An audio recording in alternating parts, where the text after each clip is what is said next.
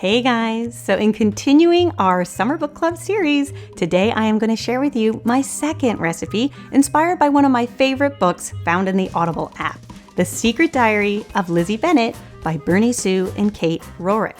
If you're just joining us and you're not familiar with Audible, it's a wonderful app that will allow you to download your favorite books, magazines, and newspapers all to your mobile device. And if you'd like to try it, today's your lucky day because Audible is offering all of my viewers a free 30-day trial. So all you have to do to get your free trial is go to audible.com/entertainingwithbeth.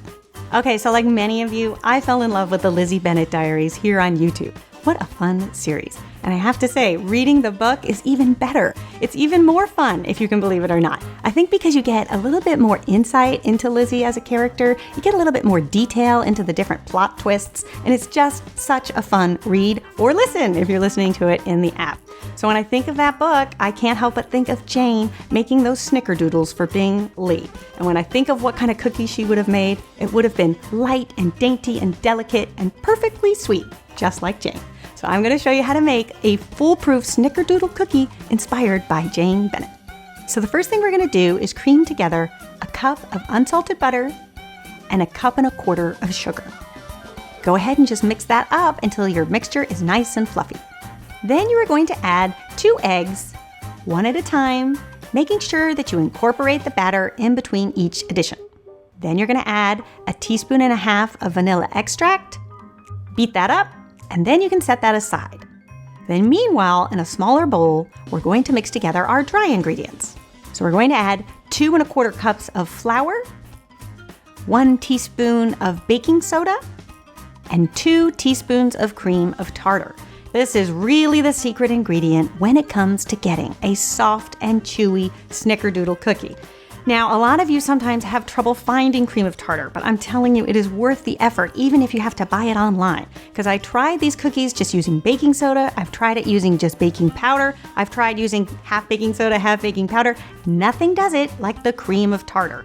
It's a leavening agent that you can actually find in the spice aisle of most grocery stores. It's a white-looking powder. It looks just like baking powder and baking soda, but it reacts differently. I don't know what it is. It is the magic potion when it comes to these cookies. So 2 teaspoons of cream of tartar will assure that you will get a soft and chewy Snickerdoodle cookie. And then you're also going to add 1/2 teaspoon of salt. Go ahead and just whisk that all up, and then you can add the dry ingredients to your butter mixture. Just adding it in thirds, making sure that your batter is well combined in between each addition. And that's all you have to do. Your batter is done. Now, a lot of recipes for Snickerdoodles will say to refrigerate the dough. I actually think it's better if you don't. I find that the texture is better and they bake a little bit more evenly, so I say don't refrigerate it. Then we are going to make our cinnamon sugar. So you're going to combine 3 tablespoons of sugar with 2 teaspoons of ground cinnamon. Give it a whisk, and that's all you have to do. Then you're going to portion out your dough and we're going to roll it into the sugar. So here's the other tip when it comes to creating a really foolproof cookie, is the size of the cookie. I really love to use a medium-sized ice cream scoop. So a lot of times you will see these ice cream scoops for sale in a set. It'll give you the standard scoop, the middle scoop, and then the baby scoop. It's really the middle scoop. It's a 2-inch scoop that really, I think, makes the best 3-inch cookie. So go ahead and just portion out a scoop. Drop it in the cinnamon sugar, give it a good dusting, and then pop it on a cookie sheet lined with parchment paper.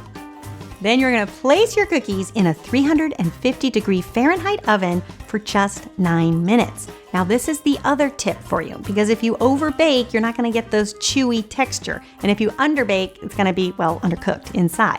So you'll know that they're done when you start to see the cookies rise up and they'll crack. It'll look like a very strange thing going on. And that is actually the thing that the cream of tartar will do. It will rise them up and then crack. No other leavening agent does that. And you want them to rise and crack because as they cool, they will fall. And when they fall, that is what is creating that chewy texture.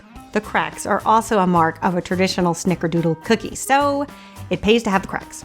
Then you're going to take your cookies out of the oven, allow them to cool slightly, and then you're going to transfer them to a cooling rack. Then once they're cool, you can go ahead and serve them and watch your guests go nuts. These are the most delicious cookies. They have the perfect combination of buttery sweetness mixed with that soft and chewy interior. They're really a winner in my book. And they are the perfect cookie if you're a beginner and just learning to cook. They're so easy to do. Or if you want to impress somebody special in your life, I would highly recommend the Snickerdoodle. I hope you guys give this one a try and let me know what you think. And I also hope you give the Audible app a try. I think you will really enjoy The Secret Diary of Lizzie Bennet. And hey, take advantage of the free trial. All right, I will see you guys back here next week for another delicious recipe. Until then, bye.